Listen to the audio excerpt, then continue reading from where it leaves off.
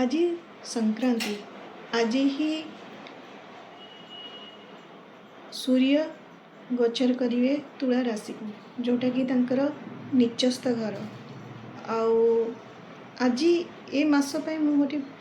सतर्कता जनवाई चाहूँगी आपण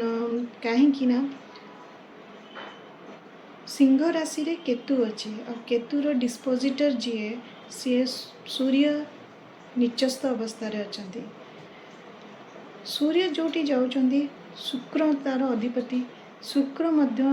अक्टोबर 23 जाए नीच अवस्था रे तो विशेष ध्यान आमको सूर्य जो भाव आपणकर सिंह राशि पड़ुथुबो आपणक जातक तो सही भाव को आपण विशेष ध्यान देवा पड़ो विशेष कसस रहा पड़ो जमीती मेष राशि आपण पंचम घर आपण को बेसी विशेष ये देवा पड़ो एभली किसी काम करें कि आपण नेम एंड फेम रे कौन प्रकार बाधा आसीपे कि पिला माने पढ़ापढ़ी कौन प्रकार तांकर डिस्टर्बेंस आसीपे कौन प्रकार कनसीव रे इश्यू आसीपे आदि आप स्टॉक मार्केट किंबा स्पेकुलेटिव बिजनेस रे इन्वॉल्व थे से दूरे रही यही मास स्पेशली आप अक्टोबर 23 जाए टिके दूरे रही जावाटा भल से भाई वृषभ राशि कि वृषभ लग्न मानक चतुर्थ घरे सिंह राशि पड़ुची तो चतुर्थ घरे जमी आप घर भितर देखो कौन सी प्रकार कलह किंबा आपणकर घर में कौन प्रकार प्रॉब्लम किंबा रियल एस्टेट किंबा गाड़ी किनिवाई जो जाऊँगी बहुत सावधान रे गाड़ी ड्राइव कला बेलू सावधान रे से भली मिथुन लग्न मिथुन राशि व्यक्ति मानक कहबी कि आपणकर तृतीय घरे सिंह राशि पड़ुची तो आप देखिए आपण विशेष आपण नेम फेम को ध्यान देवे कहीं बदनाम हबार जोग रही समय यही मास को अक्टोबर 23 पर्यंत विशेष ध्यान देवे कहीं आपणकर जोटी सूर्य नीच होची सेठी मध्य बुध ट्रांजिट करुची गोचर करुची तो सेटा को विशेष ध्यान देवे आपणकर ट्रांसफर हो पारे मिथुन राशि मानकर जो ट्रांसफर हे से हुए तो आपणकर कौन प्रकार खुशी हेबेनी तो देखंतु आपणकर विशेष असुविधा हो पारे मिथुन राशि मिथुन लग्न व्यक्ति मान से भली कर्कट राशि कर्कट लग्न व्यक्ति मानक मुझे कहबी कि आपणकर द्वितीय घरे यही प्रभाव पड़ुची तो आप निजर फाइनेंस को आपण सेविंग अकाउंट्स को टिके ध्यान दे रखिए आपणकर फैमिली जो कुटुंब रे किसी प्रकार जमती जो समस्या हम टिके आपण कसस रे ताकू ध्यान देवे जमती न हुए से भली सिंह लग्न सिंह राशि व्यक्ति तो लग्न रे हूँ बेले बेले मन रे एमती आसो कि सबकि छाड़ी कौटी पलि जावाई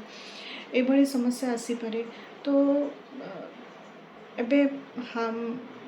निजको हार मानबेनी अक्टोबर 23 ताई निजको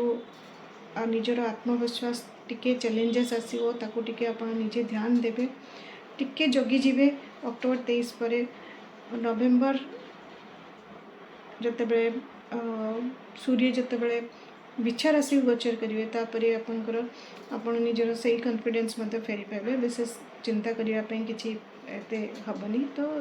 टिके ध्यान रखिए से भाई कन्या लग्न कन्या राशि मान व्यक्ति मानक इन्वेस्टमेंट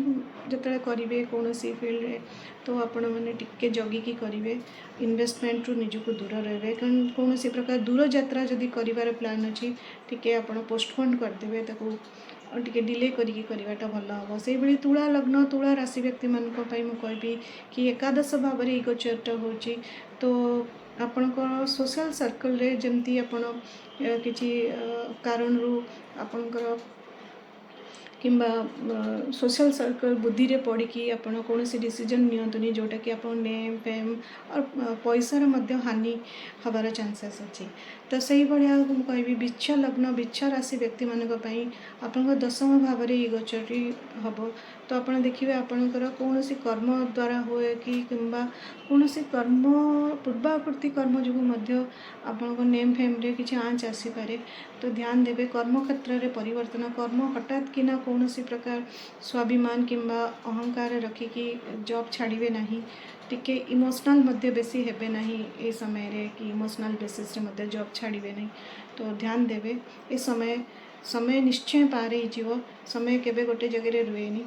सबू चैलेंजेस आसे समय क्रम आम सब जिन को टिके फेस करीगले से समय मध्य अतिक्रम कर धनु राशि व्यक्ति मानक कहबी जदि आपंकर हायर स्टडीज पे चिंता करते आपड़े टिके डिले करेंगे पोस्टपोन करें कहीं से देखुची दूर यात्रा जदि करेंगे कौन तीर्थ स्थान को कि बाधा आसीपे। तो से ध्यान देवे मकर लग्न मकर राशि अष्टम घरे गोचरटी हम सिंह राशि पड़ुची आपणकर। तो देखो आपणकर मान सम्मान हानि हबार भी चांस अच्छे। तो आप ध्यान रखिए से भाई कुंभ लग्न कुंभ राशि व्यक्ति मानक कहबी कि आपणकर सप्तम घरे होची आपण पार्टनर सहित कौन प्रकार कलह कि वाइफ सहित कौन प्रकार कौन कारण झगड़ा झांटी